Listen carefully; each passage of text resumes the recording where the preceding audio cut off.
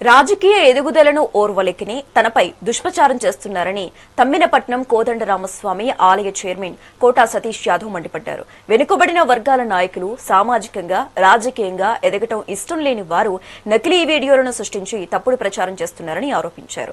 శ్రీరామనవమి ఉత్సవాల వేళ తన ప్రతిష్టతను దెబ్బతీసేందుకు కొందరు దిగజారుడు రాజకీయాలకు పాల్పడుతున్నారని ఆవేదన వ్యక్తం చేశారు. తనపై అశ్లీల వీడియోలను సోషల్ మీడియాలో పోస్టు చేసిన వారిపై కఠిన చర్యలు తీసుకోవాలని డిమాండ్ చేశారు.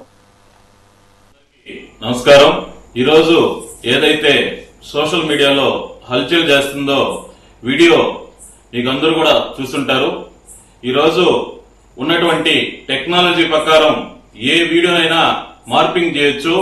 ఎందుకంటే లేనిది ఉన్నట్లుగాను ఉన్నది లేనట్లుగాను సృష్టించగలటువంటి టెక్నాలజీ ఈరోజు ఫాస్ట్ గా వచ్చేసింది.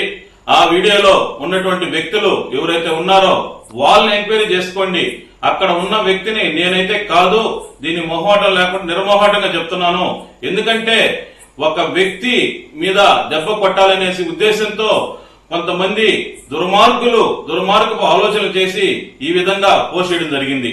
ఈ రోజు మా ముఖ్యమంత్రి వర్యులు నారా చంద్రబాబు నాయుడు గారు, అలాగే మా యువనేత లోకేష్ గారు, మా శాసనసభ్యులు డాక్టర్ పాసి సునీల్ కుమార్ గారి ఆదేశాలతో వారి యొక్క సహాయ సహకారాలతో నేను కోదండరామస్వామి దేవస్థానానికి చైర్మన్ గా అయ్యా. అయితే ఈ రోజు జరుగుతున్నటువంటి బ్రహ్మోత్సవాల్లో భాగంగా 7 రోజులు భారీ స్థాయి బ్రహ్మోత్సవాలు నడుస్తూ ఉన్నాయి.